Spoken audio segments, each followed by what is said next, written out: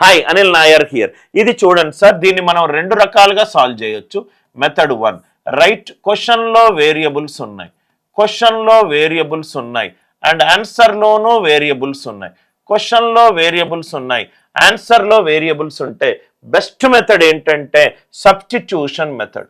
Substitution method substitution method ఎలా solve చేయాలి? ఒక వేరియబుల్ని 0 అనుకోండి, వైని 0 అనుకుంటే ఇది 0 అయింది, ఇది 0 అయింది. x² ప్లస్ x² ఎంత అయింది? Answer 2x². 2x² నాకు రైట్ థర్డ్లో లేదు, ఫోర్త్లో లేదు. Are you all with me? దాని తర్వాత x1 y1 అనుకోండి, x2y1 అనుకోండి. అనుకుంటే x2 y1 3² ప్లస్ 1² 9 ప్లస్ 1 10. ఎక్కడ మనకు రైట్ 10 వచ్చింది చూడండి sir. 2 into 2² 4 plus 1 5 5 2s are 10. ఇది ఒక పద్ధతి. ఇంకోటి అందరికీ తెలిసిన పద్ధతి, దాన్ని ఎక్స్పాండ్ చేయండి. x plus y whole square అంటే x² plus y² plus 2xy.